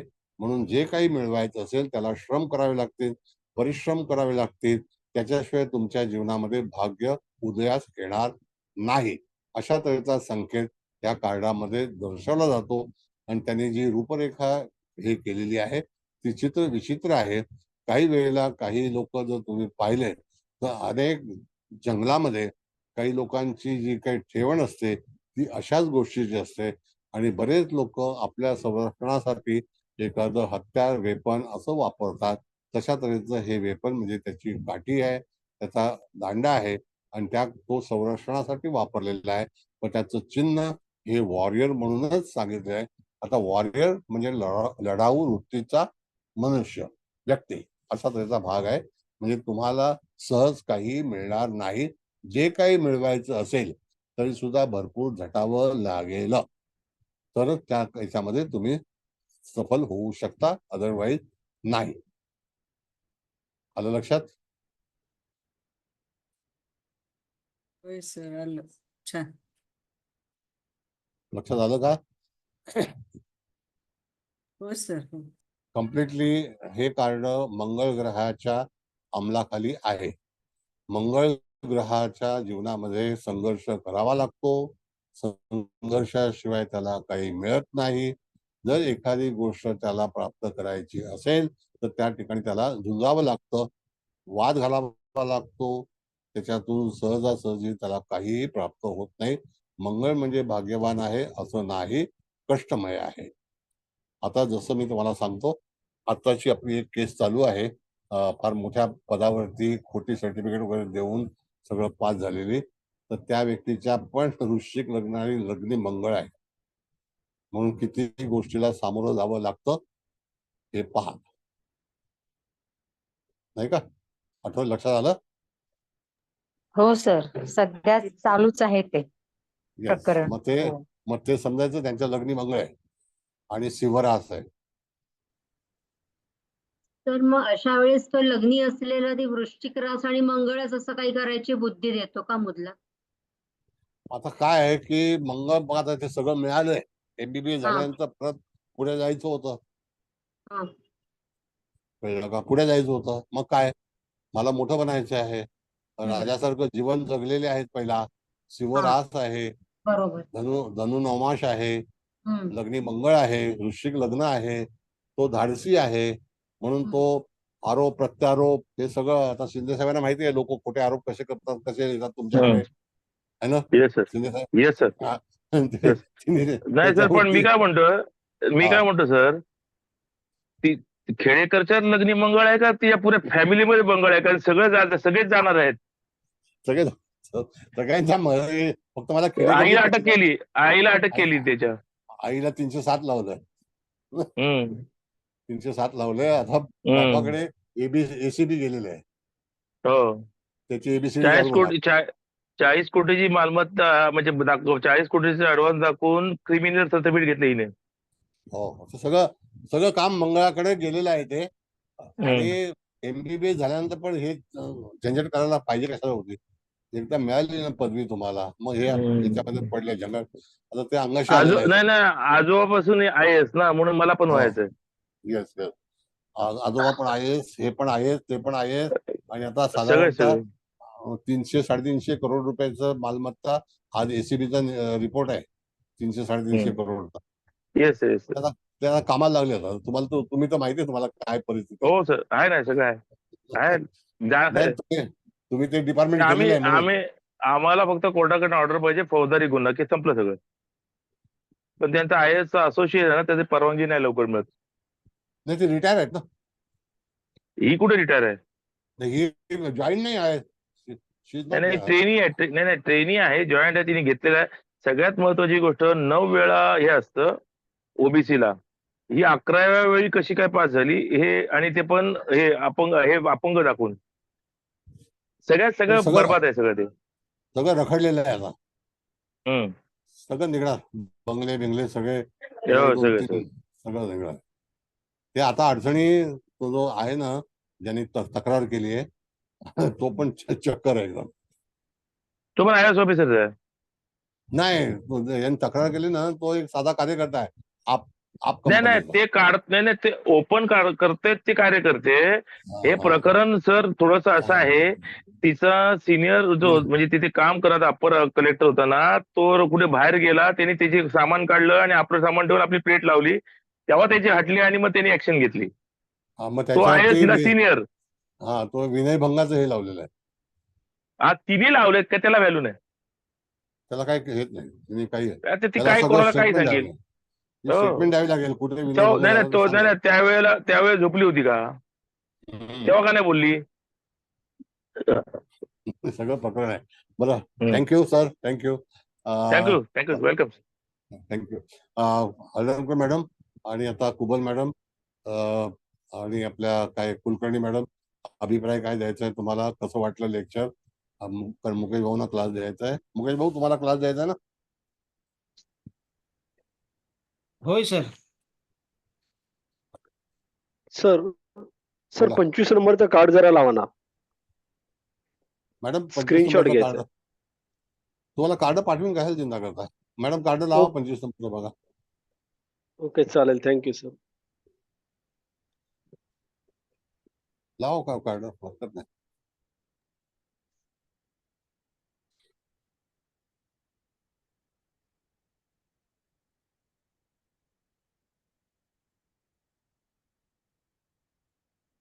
लावलंय. कार्ड थँक्यू घेणार सर, आहे ना? थँक्यू. हा, बघा बस झालं. हो, thank you sir, thank you. Okay okay, हा करा मॅडम, हरकत नाही.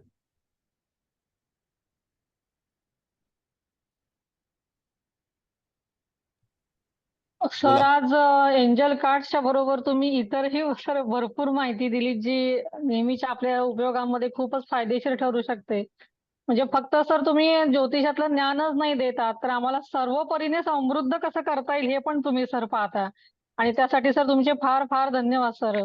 प्रत्येक वेळेला Thank you. आभार मानायला खरं तर शब्दच नसतात, पण तुम्ही आम्हाला अगदी स्वयंपूर्ण करत आहात आणि तेवढंच अतिशय सुंदर ज्ञान पण देत आहात.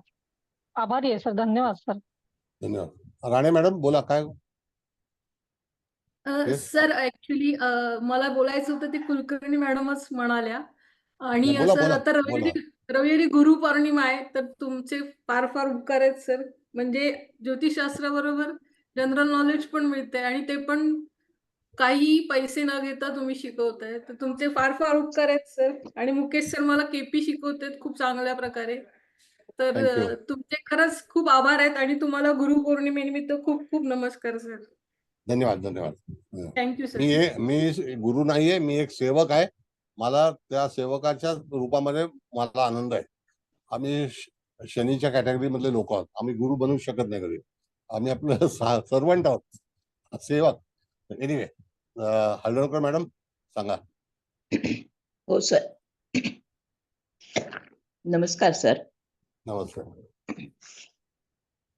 आज एकूण 7 कार्ड आपण घेतलीत आणि 7 पैकी फक्त एकच जे शेवटचं वॉरियर कार्ड जे सांगितलं तेच फक्त निगेटिव्ह कार्ड होतं, की जे कार्ड आपल्याला संघर्ष करायला लागेल याची सूचकता देतं.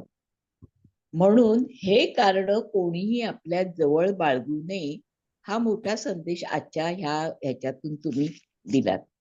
बाकी 22 पासून ते 27 पर्यंतची कार्ड ही खरोखर अशी कार्ड आहेत सर, की त्याचा अभ्यास केल्यानंतर आपल्याला कोणतीही गोष्ट अशक्य नाही.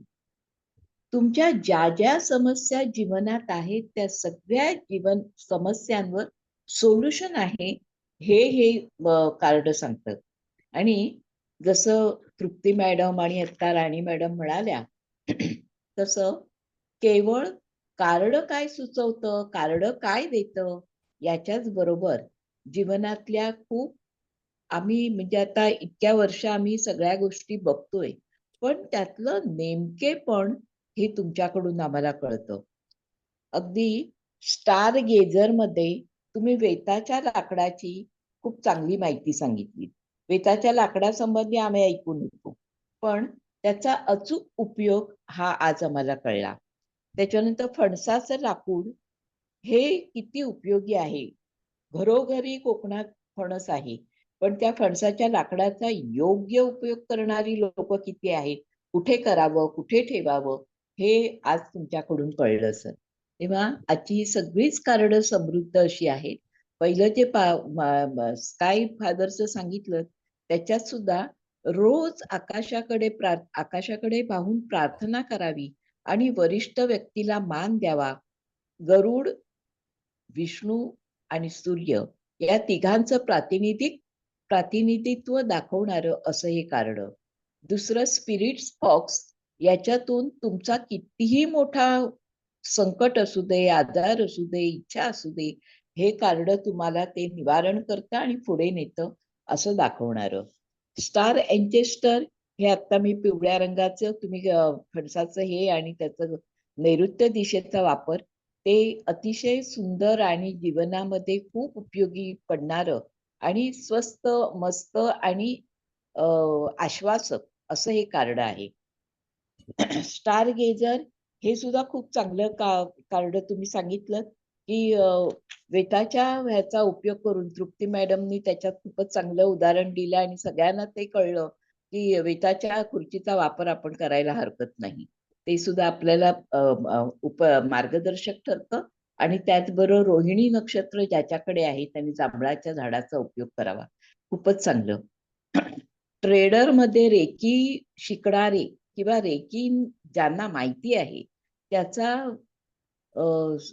सहभाग घेऊन आपल्याकडची एनर्जी समोरच्या माणसाकडे कशी द्यावी हे तुम्ही सांगितलं.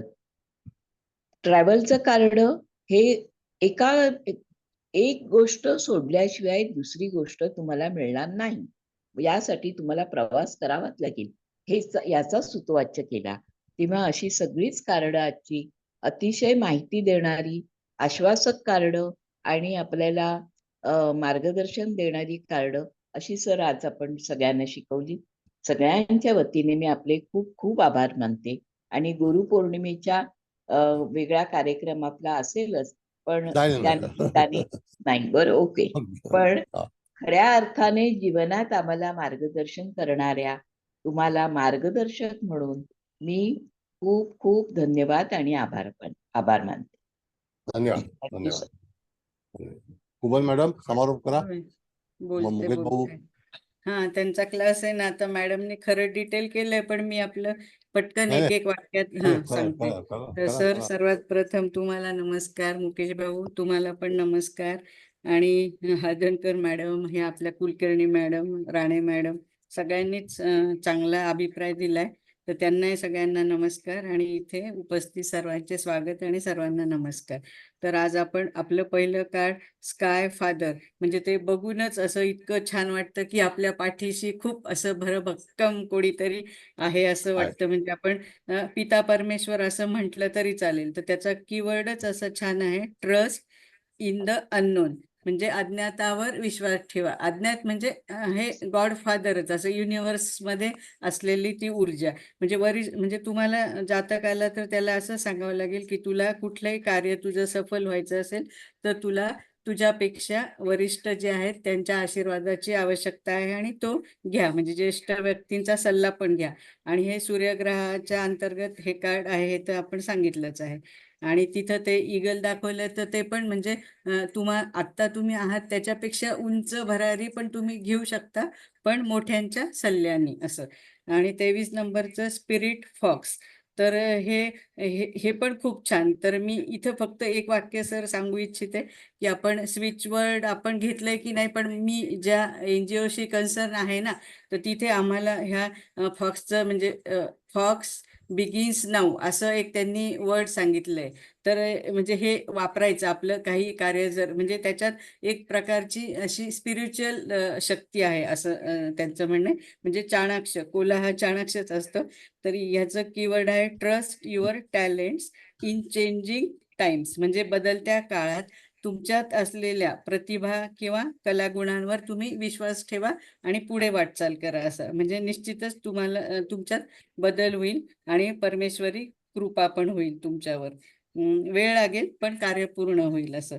आणि 24 नंबरचं स्टार अँसेस्टर्स, हे आपल्या पूर्वजांशी संबंधित आहे. आणि follow the voice of your soul, म्हणजे तुमच्यात असलेल्या अंतरात्म्याचा आवाज तुम्ही ऐका, पूर्वजांची आठवण ठेवा, काही चुका झाल्या असेल तर त्यांची म्हणजे माफी मागा आणि त्यांची मदत मागा आणि त्याचप्रमाणे तुम्ही पण इतरांना मदत करा अशा अर्थाचं. आणि मग इथेच तुम्ही ते आता मॅडमनी सांगितलं, मी परत नाही सांगत, ते फणसाच्या झाडाचं आणि ते आपण वास्तू घेतलं तेव्हा पण तुम्ही सांगितलं होतं ते उंबरठा लावा, झाड पण लावा. मी तेव्हापासून माझ्या कुंडीत आणून नैऋत्य दिशेला ठेवलेलं आहे ते झाड. आणि हे पूर्वाषाढा नक्षत्रावर शक्यतो त्याचा देठ आपण ठेवला तर आपल्या भाग्यात वृद्धी होईल असं. आणि मग 25 नंबरचं स्टार गेजर. तर हे आपण हे स्टार गेजर ह्याला आपण खगोल तज्ञ असं पण म्हणजे म्हणू शकतो ना, की कारण तो आपल्याला पुढचं हे सांगतोय ना, सेट युअर साईट्स हायर, म्हणजे तुमचा दृष्टिकोन तुम्ही उच्च ठेवा अशा अर्थाचं. मग इथे वेताच्या म्हणजे झाडाचा पण तुम्ही उल्लेख केला. शिंदे साहेबांनी आपल्याला ते कुठं मिळतील ते सांगितलं, तुम्ही पण सांगितलं आणि आम्हाला वेत आणि ह्याच्यातला फरक कळला की आपला बांबू पोकळ आहे पण वेत मात्र भरीव असतो असं. आणि हे सांगता सांगता तुम्ही 13 अंक पण सांगितला की हा फार इम्पॉर्टंट आहे. आणि कारण 13 अंकाची जनरली फॉरेनमध्ये तर लोकांना खूपच भीती वाटते, माहित नाही का, 3+1 4 म्हणून. आणि मग हे 13 म्हटल्यावर 8 होईल शनी. 26 नंबरचं कार्ड आहे ट्रेडर, म्हणजे व्यापारी किंवा मध्यस्थी करणारा. Exchange energy to create abundance, म्हणजे तुम्हाला विपुलता मिळण्यासाठी ऊर्जेची देवाणघेवाण करा असं. आणि इथे हिलिंग पण जरूर आहे, म्हणजे जातकाला हिलिंगची पण आवश्यकता आहे अशा अर्थाचं. 27 नंबरचं ट्रॅव्हलर, म्हणजे प्रवासी, म्हणजे move in a new direction, म्हणजे नवीन दिशेला हालचाल करा किंवा जा. म्हणजे तुम्ही तुमचं कुठलंही कार्य जर तुम्हाला सफल व्हायचं असेल तर तुम्हाला भ्रमंती करणे किंवा प्रवास करणे तरच तुमच्या भाग्याला म्हणजे गती मिळेल असं. आणि कोणाचा जर ह्या म्हणजे जातकाने विचारलं परदेश गमन होईल का, तर आपण अगदी नक्की सांगू शकतो की हो, परदेश गमन तुम्ही करा तरच तुमची प्रगती होईल. आणि लास्ट वॉरियर म्हणजे योद्धा, आणि तुम्ही योद्धा म्हणजे तुम्ही असं पण म्हणाला दयामाया न करणारा, म्हणजे बी फिअरलेस अँड स्टँड स्ट्रॉंग, म्हणजे निर्भय व्हा आणि मजबूतपणे उभे राहा अशा अर्थाचं. म्हणजे ते तुम्हाला सगळं काही मिळेल पण म्हणजे तुम्हाला काय संघर्ष करावा लागेल किंवा झगडूनच तुम्हाला गोष्टी मिळतील अशा अर्थाने. आणि हे मंगळ ग्रहाच्या अंतर्गत असलेलं कार्ड आहे. तर सर एकंदरीत हे माझं तर हे जिबू आणि एंजल म्हणजे खूप अगदी जवळचे आहेत. अतिशय सुंदर तुम्ही सांगता पण, म्हणजे त्याचं विश्लेषण पण खूप छान करता. आणि बाकीचे करतात की नाही मला माहित नाही, पण मी माझ्या रोजच्या जीवनात हे सगळ्या कार्डचा उपयोग करते. आणि मला ते म्हणजे त्या आपल्या हळदणकर मॅडमला पाहिजे, मी रांगोळ्या सुद्धा त्या जिबू सिम्बॉलच्याच मी आपल्या ठरवते, मला जे आठवतात त्याप्रमाणेच त्या काढत असते. तर सर सगळ्यांच्या वतीने तुमचे खूप कोटी कोटी धन्यवाद. आणि तुम्हाला या गुरुपौर्णिमेच्या माझ्याकडून आणि आपल्या इथे उपस्थित असलेल्या सर्वांकडून खूप खूप शुभेच्छा. Hats off to you and your divine soul. Thank you, huge gratitude, huge gratitude, huge gratitude. Thank you. Thank you. बरं, ठीक आहे. सगळ्यांना धन्यवाद. आणि आता मी पंचपक्षी सुरू करणार आहे, तर सर्वांनी यावं आणि आनंद ते घ्यावा. राहायला सांगायचं सर, ते तर तुम्ही आज ती जाहिरात टाकून आम्हाला अजून आमचा आनंद द्विगुणित केला. तर मी सगळ्यांना अगदी विनंती करते, ते पण खूप छान, म्हणजे कारण सगळ्यांनी तो डेमो लेक्चर केला असेल की नाही माहित नाही, बरेच नवीन दिसत आहेत ना. तर त्या सर आता ते पंचपक्षी पण सुरू करणार आहे, तर त्याला पण सगळ्यांनी या. थँक्यू. बरं, मुकेश भाऊ तुम्हाला होस्ट करतो. हो सर, धन्यवाद सर, खूप छान क्लास झाला. थँक्यू